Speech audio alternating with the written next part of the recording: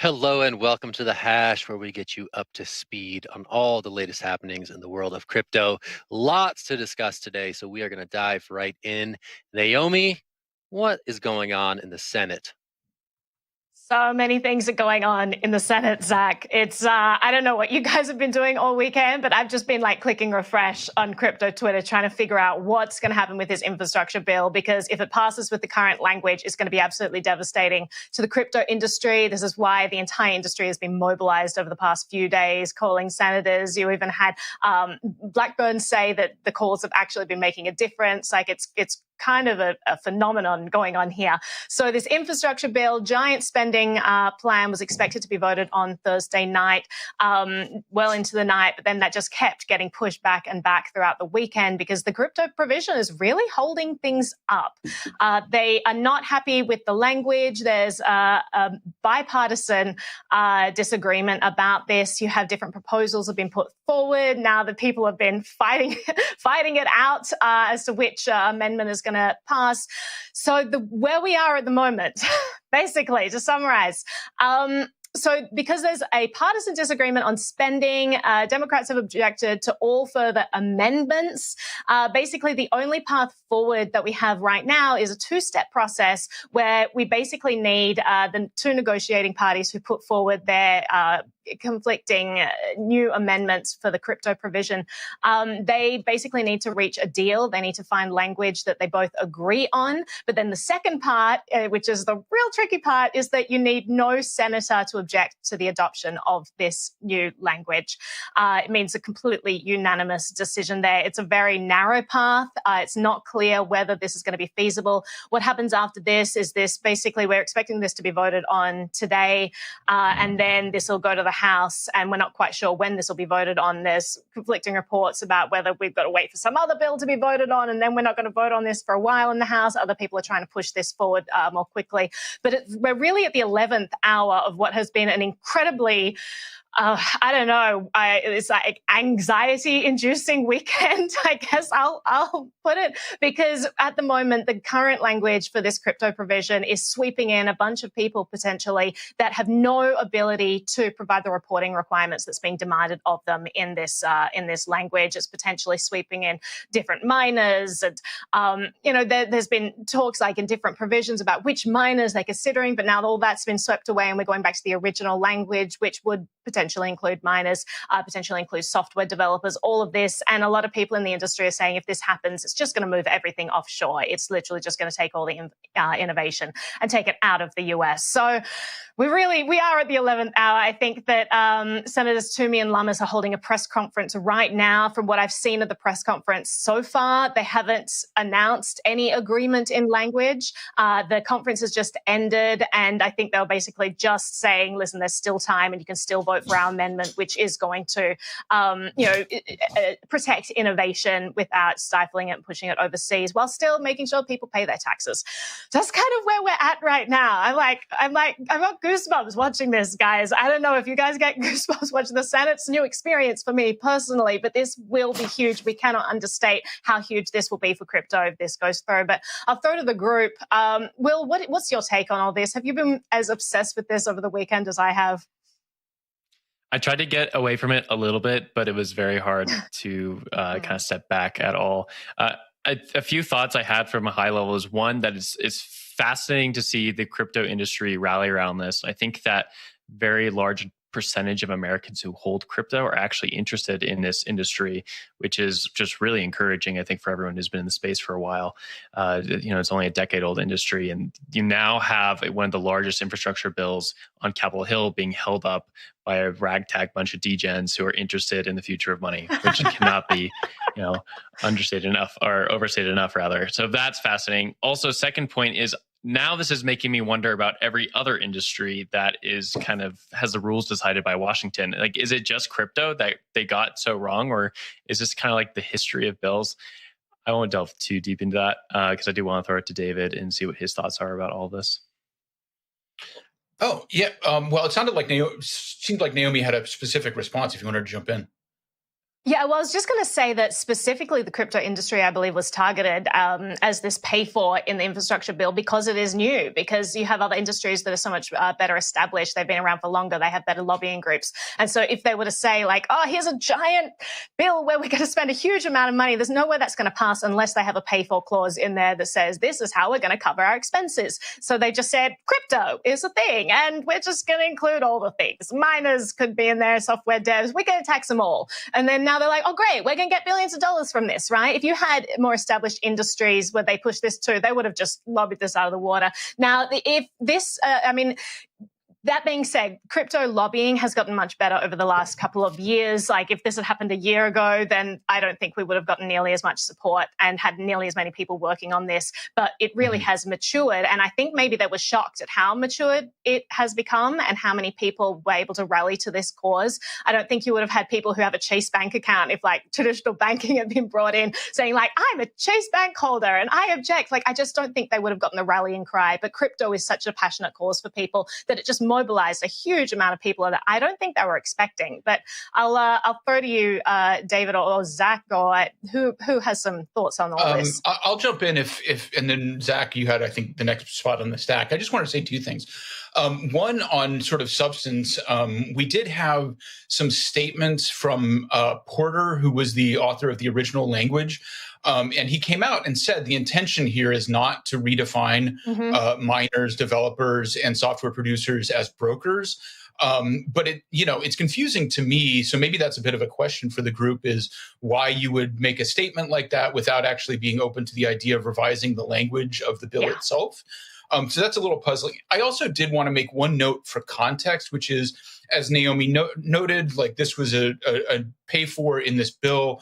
One of the reasons that this was, and I think it's logical to assume one of the reasons this was so poorly crafted and put in at the last minute is because they had to come up with new pay-fors after primarily Republicans rejected a part of the budget proposal that would have expanded staffing at the IRS in a way to improve oversight of existing tax laws that would have itself raised $100 billion. So 3 times more than what we're talking about here. And that's without having to write, new definitions or expand jurisdictions into new spaces. So I don't necessarily have a comment on that, but I think it's vital context to realize that this is happening because another pay for that was far less complex was already rejected by legislators. And Zack, you had the next spot. I have nothing smart to add. I was off last week, as you may recall, so I caught a little bit of the drama and doing some late night Twitter scrolling. But I just wanted to zoom out a little bit and like frame this big monumental moment, right? So if I'm a small time crypto holder, I'm discovering this industry for the first time. How does this proposed amendment affect me? I think the stakes for the industry are very clear, but for your average crypto person, like, what's the takeaway? Why is this so significant? I would just like to hear a little bit of that. Yeah, I'm happy to jump in there. I mean, this is going to push jobs offshore. This is going to push a lot of prosperity offshore. You had Charles Hoskinson had this amazing rant last week where he's saying, listen, I have billions of dollars. I'm paying my taxes. I am all compliant with everything. All this is going to do is mean that I hire less people in Wyoming, less people in Colorado. He's going to be looking overseas for this. So yeah, American people are going to be losing out in terms of jobs, but also it's just going to be a lot harder for people in America to access these services. If companies, are not quite sure if they're being compliant or not, they're not going to be creating good business relationships with other companies in the United States. They're not going to be offering to United States citizens. It's not good for anyone who's in crypto or wants to get involved with crypto or is working in the industry in the United States. And it is interesting, like what you mentioned, David, about why is Portman coming up with this alternative amendment if he's literally just echoing the same things that the Lummis amendment already made clear in the language? And Jerry Brito brought up a great point where he says, this statement is definitely going to help. Its statement of intent will help Treasury interpret it correctly. But again, it's just this big, it opens up so much room for moving around with this language. And so it's not good that they haven't pinned it down. They're refusing to pin that down. But let's change track here and go to some other very surprising news. news. Zack, I believe this is your story. It is indeed. This one was shocking. I was very logged off. I saw this the next day. I was like, Brian Brooks quit? That is highly notable and strange. That is bizarre. This is the former banking regulator under the previous U.S. administration who had gone to Binance US, the American offshoot of the world's largest cryptocurrency exchange, in a bid to sort of really step up Binance US's presence within the crypto market. And he abruptly announced his departure on Twitter. It was confirmed that it was indeed him and not some Twitter hacker spreading disinformation. Brian Brooks has quit. He cited strategic differences with the organization, but beyond that, little is known, and everyone is like, yo, what is the real story? So let's go around and figure this out. We'll get to the real story. I really want to know if anyone has heard anything about this. Anna, I see your hand is up. Let's give it to you first. I just wanted to say that Binance US is such a mysterious place that CEOs tends to kind of disappear without any apparent outspoken reasons. Let's see, the previous CEO of Binance US, Catherine Cooley, she disappeared even more mysteriously than Brooks. Brooks at least tweeted something and hinted at some difference, at some strategic differences, while Catherine Cooley is nowhere to be found. And some people just recently were like, where's Catherine Cooley? Is she okay? What happened? She was replaced so quickly and so silently without any explanation. And now there's Brian Brooks also leaves, and there is no explanation either. And one just, might wonder what's going on in that entity. I mean, something's going on in Binance in general, obviously. But because all the regulators around the world obviously, kind of woke up one morning and realized, oh my God, we have Binance. We have we got to do something about it. But because, the United States is such a particularly strict area of regulation, obviously being ahead of Binance in US is a tough job. So I don't know, if anybody has any insights, but we can only guess what's going on there. There might be some, a story for a exciting TV series, maybe. So I can offer two things. One, to just close the loop on the Catherine Cooley issue. Based on what we know, she hasn't disappeared. We actually, it seemed like that for a while, but based on some deductive reasoning, people seem to have concluded that she has been maybe subject to a gag order or some kind of NDA because she might be in a conflict about the terms of her separation. And so that's the understanding on there. But it definitely does still speak to organizational issues if they're, going through this. And the one piece of insight that I can only flag as a rumor, but one thing that I have heard is that Brooks actually wanted to run this company, actually wanted to be an acting CEO, but that the strategy behind his hiring may have been to use him as more of a figurehead, since he is a former regulator and carries a lot of weight in U.S. regulatory and legislative circles. But that because those two visions didn't align, that based on a rumor, that might have been the root of this separation. Zack, you want to chime in? It's remarkable because he had really embraced that role, and he had come out very publicly and enthusiastically about what Binance could be with a major hiring push, new products and services, and a seemingly grand vision for what their role could be in the market. For him to leave so promptly and in such short order, again, we're talking about a tenure of 4 months here, is really quite remarkable, and to my mind sort of speaks to the intensifying regulatory pressure that Binance writ large is facing. And, Brooks may have seen the writing on the wall as it related to that. But again, that's purely speculation. Naomi, I'll toss this to you. Really curious for your thoughts. Yeah, I'll just echo what you're saying, Zack, because if you look at Brian's Twitter page, a week ago, he just had this feature in Forbes where he was interviewed. As you said, he's super excited, has this vision for the future of what Binance is going to be. So I was shocked when I heard the news. I'm like, what? I was just reading about all the things he's going to do.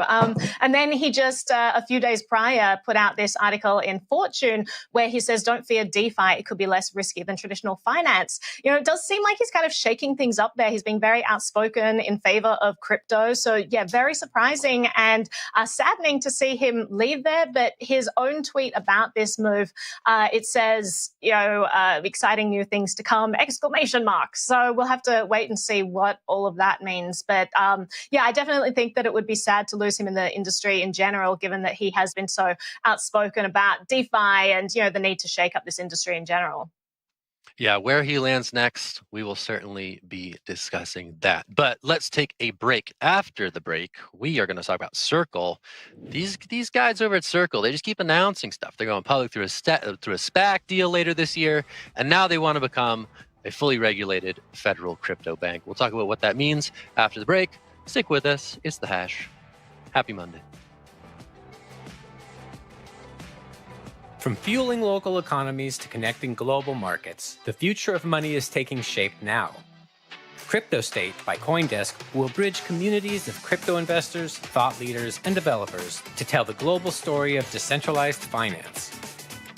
Join us for this virtual event series as we make stops in Israel, Bahrain, and the United Arab Emirates to dive into the movements that are disrupting markets and changing communities. Register today.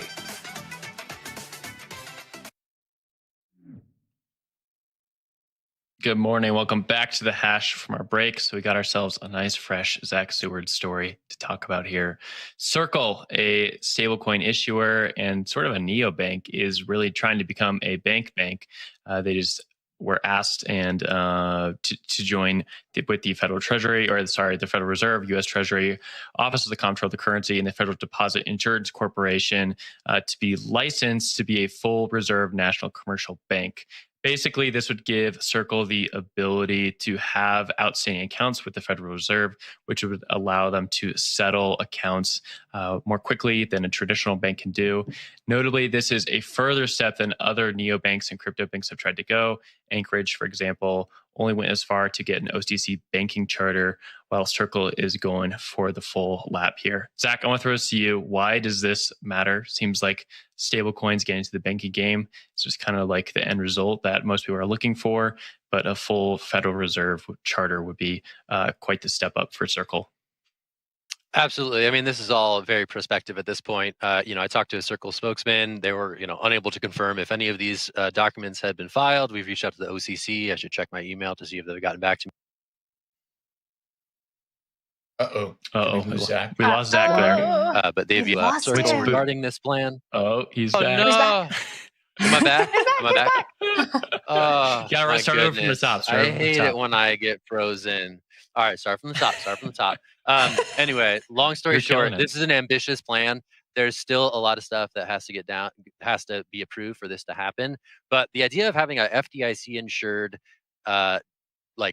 digital asset bank would be very notable for the sector, and I think speaks to Circle's grand ambitions as it plans to go public and bring USDC to the mainstream. So, going to be really interesting to see if some of these what have been traditionally hesitant to embrace crypto agencies in Washington get on board here.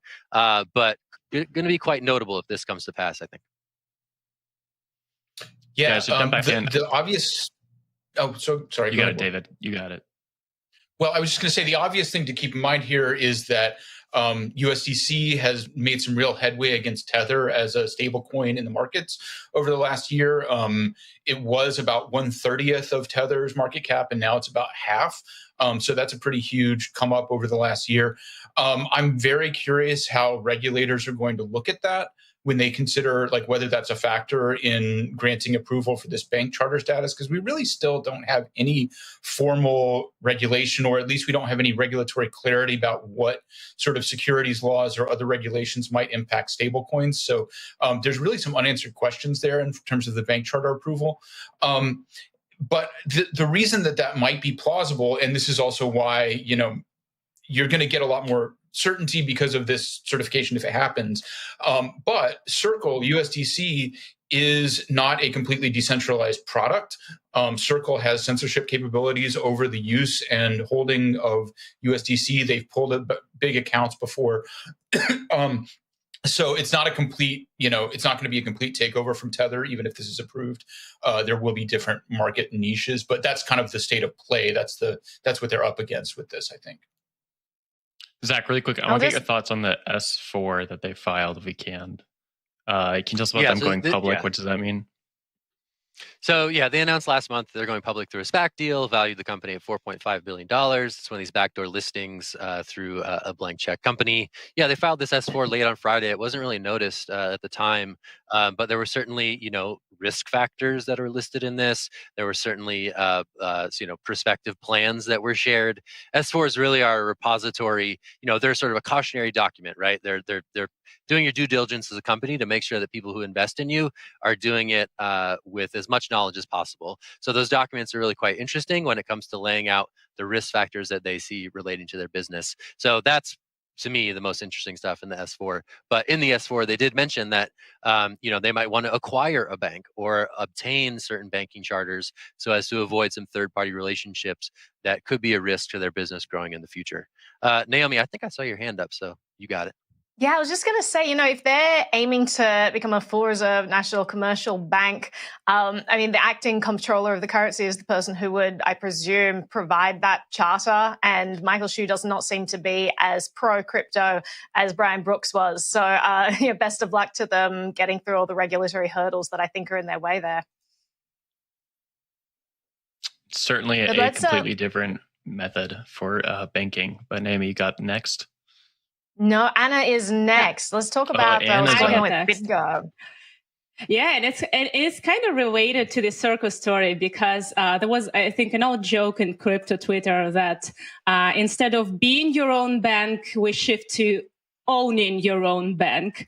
So, once you start playing these adult mainstream games, it's really hard to stop. And now the crypto companies are fighting for the lucrative government contracts.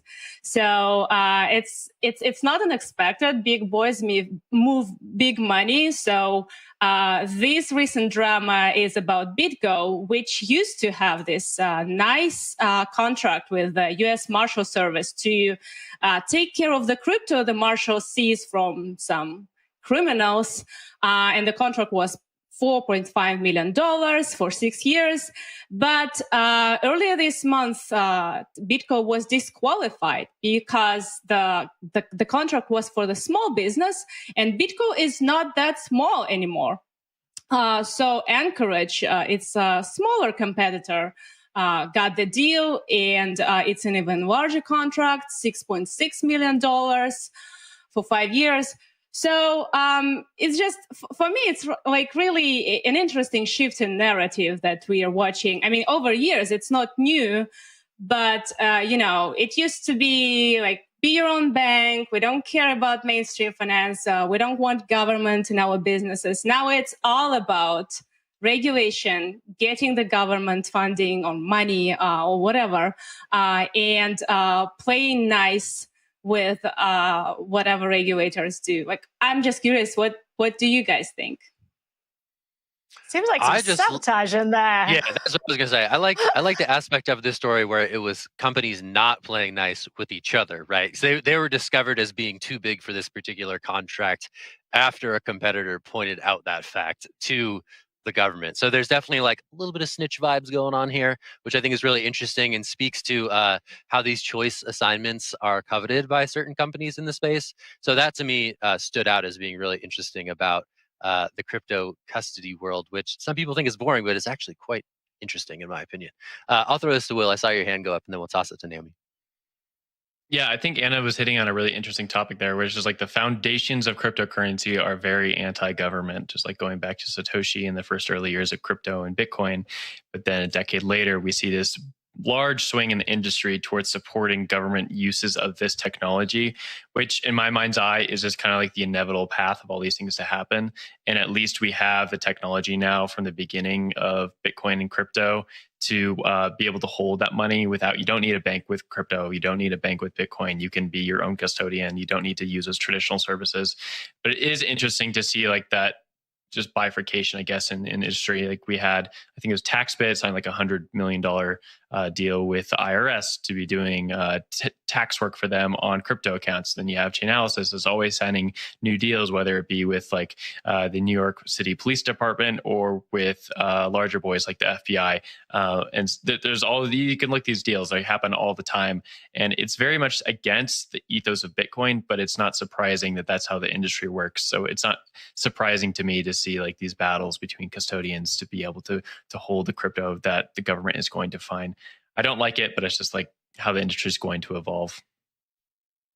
Yeah, I thought it was interesting Naomi, that they mentioned, that BitGo was the first choice, but it was protested by competitors. Was Anchorage the competitor there? Just a question in my mind. But the other thing is why is the government intent on having a small company do this? Like, what's their rationale behind that? Like, that they're very specific. It has to be a small one. Like, what difference does it make to them? I'm wondering if maybe, David, you have any thoughts on that rationale? Procurement rules. Yeah, so that's the dreaded rules. Procurement policy. Procurement as a word is just... Yeah, I mean, they're pursuing a policy agenda that's pro small business, and so they think that's how this is going to work. Yeah. I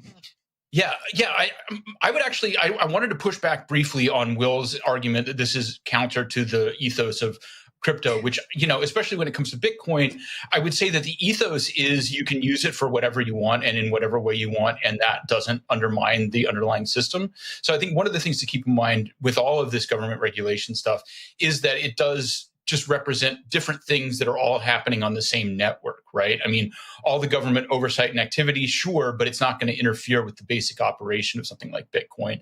And in some sense, it's like, even if it's hostile activity, it doesn't, hurt the underlying system. And that's kind of the bigger ethos, maybe, I would say.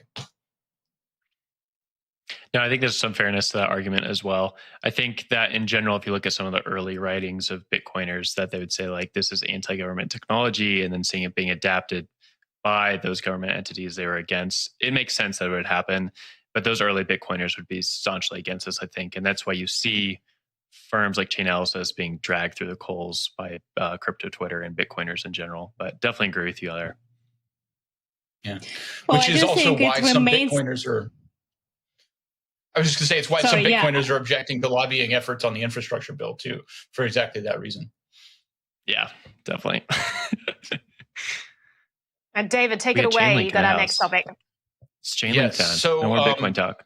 We'll keep this one, I think, pretty quick because it's Chainlink, which is a fascinating story to me because it's the meme coin that is actually very deadly serious. But they now have an agreement with Google where Google weather information is going to be integrated into their system. For those who aren't familiar, Chainlink is what's known as an oracle system. They provide data feeds that can be integrated into DeFi systems. In this case, it sort of points towards the role of weather in calculating risk for contracts that would, in theory, be set up to be, perpetual and automated like all DeFi things. So one good example might be the use of DeFi to set up farming or crop or other insurance that might depend on weather conditions. For example, some insurance plans have clauses that exclude coverage under particular extreme conditions. So this is really like a tiny little step towards this future where there's all kinds of information about the real world that's on the blockchain and integrated into DeFi systems and financial products. I do think it's also notable because of just the legitimacy conferred by this agreement with Google, which is, I think, a new level for Chainlink. But the real goal, the real interesting thing here is this sort of sophisticated integration of data into the decentralized systems. I guess, Will, you're like fairly DeFi savvy, right? Does this speak to your soul? I like to think so sometimes. The Chainlink integration is interesting.